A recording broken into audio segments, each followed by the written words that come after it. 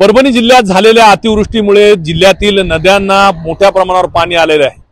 कालपर्यंत ज्या नद्यांना पाणी नव्हतं त्या नद्या आज दुथडी भरून वाहत आहेत। आपण जर बघितलं तर आत्ताचं मी चित्र तुम्हाला दाखवतो। ही आहे गोदावरी। गोदावरीच्या खळी येथील पुलावर मी उभा आहे आणि गोदावरीवरचे 7ही बंधारे जे आहेत ते पूर्ण क्षमतेने भरलेले आहेत आणि सर्वच बंधाऱ्यांमधून मोठ्या प्रमाणावर पाण्याचा विसर्ग गोदावरीमध्ये करण्यात आलाय, ज्यामुळे आपण बघितलं तर गोदावरी दुथडी भरून वाहत आहे। अनेक ठिकाणी ज्या गोदाकाठावर गाव आहेत त्या गावांमध्ये सुद्धा पाणी गेलेलं आहे। एकीकडे गोदावरी दुथडी भरून वाहते, तिकडे पूर्णा सुद्धा याच पद्धतीने दुथडी भरून वाहते।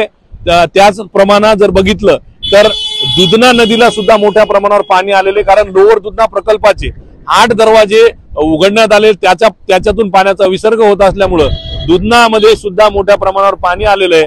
या 3 नद्या दुथडी भरून वाहत असताना दुसऱ्या ज्या करपरा असेल, त्याच प्रमाणात मासोळी असेल, त्याच प्रमाणात इंद्रायणी नदी या नद्यांना पूर आलेला आहे आणि यामुळे शेती पिकांचं मोठं नुकसान झालेलं आहे। गोदाकाठच्या आणि दुधना काठच्या आणि पूर्णा काठच्या या 3ही नद्यांच्या काठच्या जे काही शेती पिकांना मोठा फटका या पावसाचा झालेला आहे।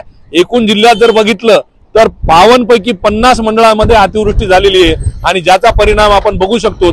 अशा प्रकारे नद्या ज्या आहेत त्या दुथडी भरून वाहत आहेत आणि या जरी हे चित्र जरी चांगलं दिसत असलं तरी या मागे शेतकऱ्यांचं मोठं नुकसान झालेलं आहे। याचे पंचनामे आता केव्हा होतील आणि शेतकऱ्यांना मदत केव्हा मिळेल हे पाहणं महत्त्वाचं ठरणार आहे।